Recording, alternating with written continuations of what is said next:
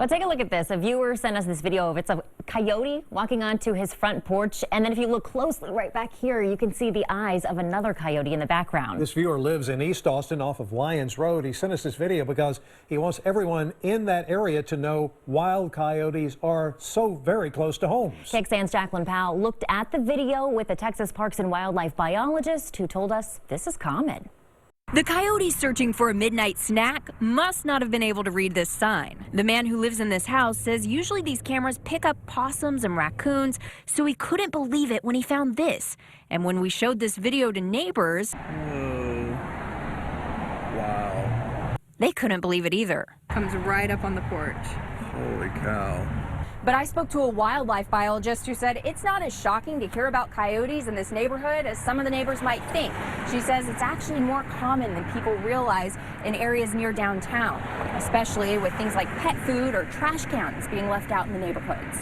They have a tendency, so we call them opportunistic, and what that means is that they're really good at finding those things that they need to survive. Urban wildlife biologist Kelly Seymour says flooding or even construction can push coyotes from more rural areas into a downtown.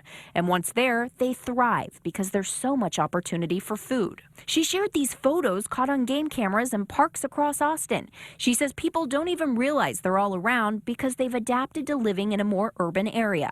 Frequently, whereas out in the countryside, you can see a coyote just about any time of day or night.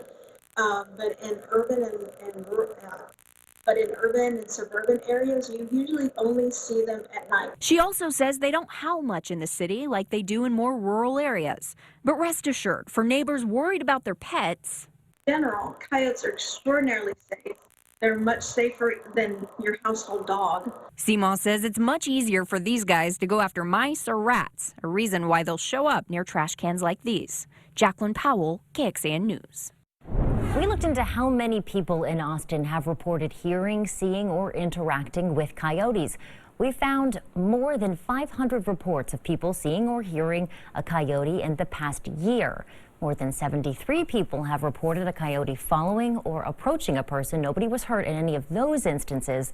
But in 72 reports, a coyote either acted aggressively, lunged, nipped, that was 62 I should say, nipped or went into someone's yard and hurt or killed a pet. Texas Parks and Wildlife is using that 311 information to learn more about coyote behavior in the city of Austin.